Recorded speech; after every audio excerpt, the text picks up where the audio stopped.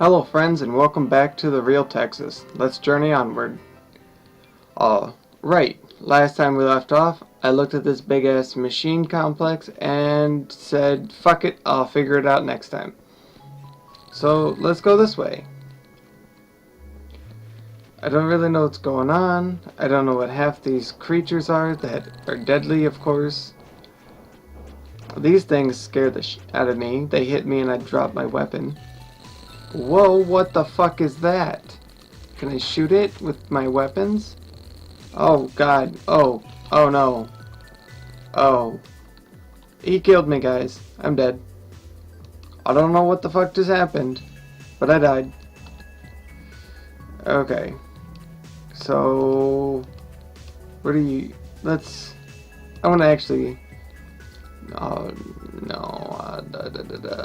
Reading that book is just gonna be a hassle. Let's read it anyways. Bloop bloop bloop bloop bloop bloop bloop bloop bloop. Arthur Zartan. In our experimentation on radioactive charge, we have found the element tungsten, to be of great use. This element has the capability of focusing and reflecting radions, and so can be used as a shield of radioactive amplifier. Unfortunately, we have found that in certain cases a sample of tungsten may self-animate to wit, golemize. These golems are described herein, and dealing with them has become a regular part of lab maintenance. Turtles. We have nicknamed these golems such more due to their overall shape than any specific behaviors. Quite impervious to weapons or tools of any kind, the turtle golem does have one weakness. We have found that by sneaking up behind said creature, one may safely jump on top of it. This seems to cause the creature some form of internal distress and will often even cause one to collapse. We have found we are able to recover the original metal sample from the remains, so this process of turtle jumping has become routine. So there's a shout out to Mario. Lizards. These golems resemble something of a metallic crocodile. They are a terrible nuisance as they, like all other golems, are impervious to tools or items. We have not yet found a way to destroy one. Luckily, they are not very common and so are best avoided. Zomgod. During the botched experiment with ion jets and very large quantities of snow frogs, a totem-like creature was created. We have named the creature Zomgod. The creature emits a fatal doses of gamma radiation to anyone who will approach it. Fortunately, it is completely immobile. We have had to close off an entire section of the lab as we simply cannot deal with it. It may be possible to override the creature's natural radiation in a similar manner to normal ion jet shutoff, described in our other volume. Unfortunately, it has not been possible to establish any kind of reading of the creature's radioactivity, so it has proven an impossible hypothesis to test. Finally, we note that the creature has 3 horns on the top of its body, which is also its head. Okay, so there's another book in here somewhere that I need to fucking find. Whoop-de-doo, exactly. Oh, it's right fucking there. Duh, stupid. Lab manual, read. Laser-powered ion jets and their effect on phosphorus snow frogs. Our latest line of tests have centered around 3 things: radioactive charge, ion jet, and snow frogs. We have perfected a laser-powered ion jet that can produce a near-limitless stream of energy in the form of nuclear fusion. We hope to use it to power entertainment devices that emit flashing lights and sound. If the ion stream could be directed towards certain phosphoric semiconductors, they would emit controlled shapes. Unfortunately, these jets have turned out to only work in the proximity of the cave's natural radioactivity. Moreover, they have proven to be naturally unstable, sensitive in the extreme to the natural natural balance of radiation that runs through the cave. Our current research is into the properties of this natural radiation. Nuclear radiation is made up of radions split into three parts or quarks: Rot, Grün, and Blau. Rot quarks appear red, Grün ones green, and Blau are blue. Each radion can be made up of any number of these quarks, up to 3. Okay, so it's like the red, green, blue thingamajig. For instance, a radion may have a measure of 2R, 1G, and 0B, or 101B. Okay, and so on. The quarkal composition of radion determines its apparent color, but at present we lack a theory to predict this. The hot spring and the phosphoric snowflakes. The cave we have built our lab in has a natural radiation transported by veins of water culminating in a natural hot spring. Bathing in the spring is very rejuvenating, though we are uncertain as to how the long-term effects of doing so. A type of snow frog has evolved to hibernate herein. And the several varieties, each tempered to accumulate a certain radion. To the exclusion of others, these frogs develop a radioactive charge and so affects their coloration. But I don't know why I couldn't say that word. We have found that placing these frogs into the natural hot spring causes them to excrete their excess radions, which in turn disperses throughout the cave to affect its radioactive charge. Further, we have found that the cave can accumulate the radions from at most 2 frogs at one time. The cave seems to have a limited capacity of absorption. We have confirmed this by experiment. Frogal summation. For instance, placing a frog of 2 R's and a frog of 1R, 1G, 1B will cause the cave's radioactive charge to be 3R, 1G, 1B. Yay, math! Okay. Finally, we have created... Let me read this. However, adding a third frog, for instance, 0 red, 1 green, and 0 blue, will push the first frog's radions out of the cave system, giving the cave a radioactive charge of 1 red, 2 green, and 1 blue. The second and third frogs sum together. Okay. Finally, we have created and installed a device to assist experimentation which will drain all excess radions from the cave system. This device may be activated by pushing the red button located next to the hot spring.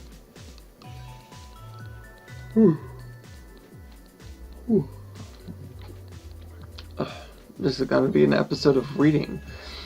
Our invention of the ion jet works by filtering the cave's natural radiation throughout the crystal made of ruby, emerald, or topaz to produce rot, grün, or blue radions, respectively.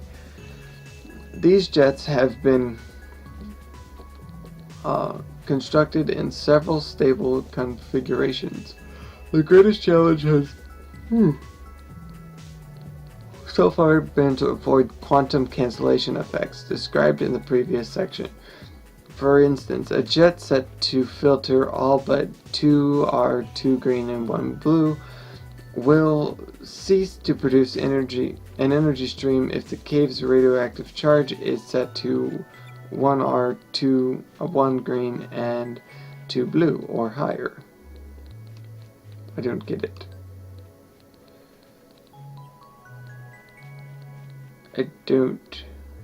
The math is slightly weird in my opinion. Oh, okay, so if the ion jet plus the cave ends up equaling 3, it actually ends up equaling 0, because they will cancel out. This represents a formidable technical challenge for the future usefulness of these energy producers, as the natural radioactivity in most places on Earth is highly volatile. Conclusion: our research, although not entirely fruitless, has yet not enabled us to produce an ion jet that will perform reliably in all circumstances.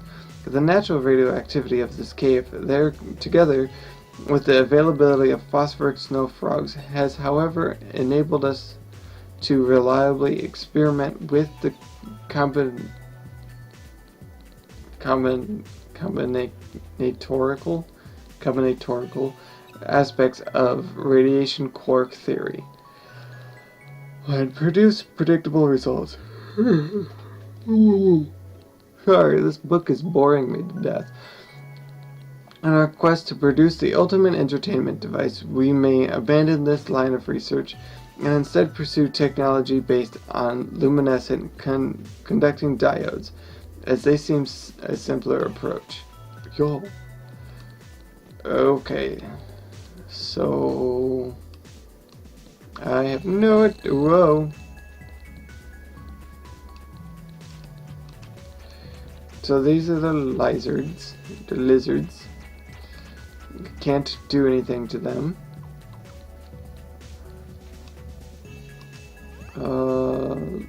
Look. Read. What? Let's just, take the snow frog and, dump it in here. Drop this. It changes color. Yay! I made it red. Let's push the button. Okay, so I honestly don't really know what I'm doing. But let's just do stuff. Let's explore the cave a bit more. Whoop.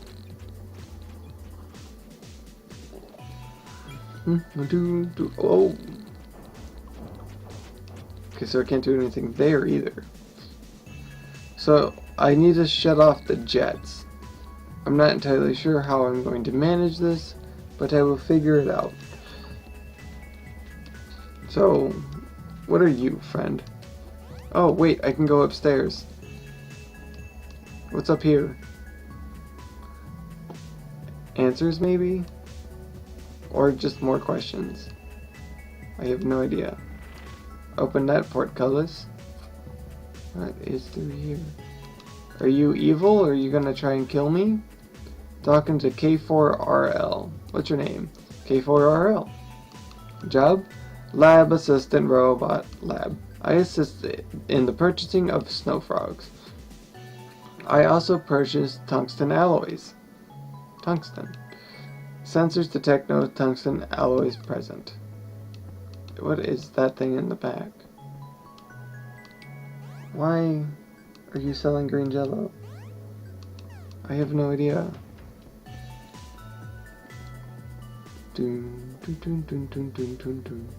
Alright, what's this way? I is curious.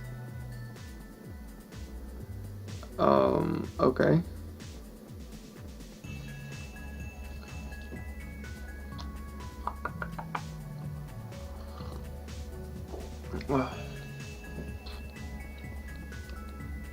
Let's grab this snow frog. Take. And get close to this! Ah! Okay. Did that do anything to my snow frog? Look at it. Look at it. Use your life. Look at it. Brightly colored dried frog. It is an interesting pattern of markings on its back. Read. That's how I imagine it's going. So let's grab the tungsten ores that are in here. Search. Take. Why can't? Oh, I have to carry them. Son of a bitch. One at a time, up to the shop, and we go. Do do do do do. Robot, buy my tungsten. $34 per sample. I feel like I'm getting ripped off. But I don't have any money right now, so I guess I can't complain too much. I can try though. There are just so many oh god, I don't know what. I don't even know where to begin as usual. Let's go this way. Oh shit. Okay, these are the turtles. And they turn into tungsten. Okay. Alright. You're a dick. I forgot about that. Ugh. Let's look at this. Let's look at it. This portable device to detect alpha, beta, and gamma radiation. Let's turn it off. Turn it back on. Go up there, piss him off, and run away! I really wish I even knew what I was doing. That would be great. Or grape. One of the two. Scan this. Scan complete. 1 rot. 0 zero. Remove that. Does this is this, okay, remove. Throw it on the ground.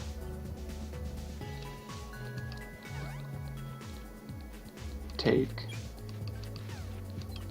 And take another one. Let's do this. Scan. See, they got different patterns on them. One rot. Okay. So remove.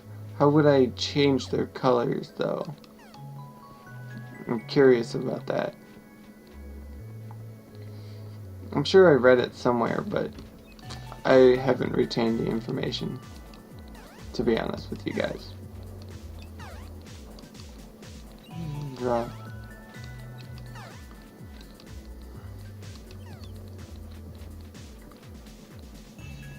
Okay, so let's shut this one off. Look at it.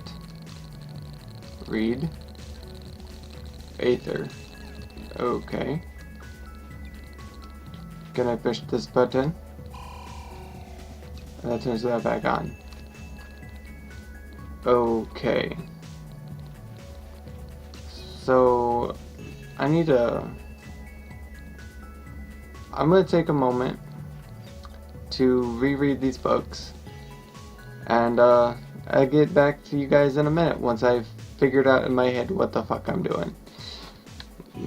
Bye. See you in the next one.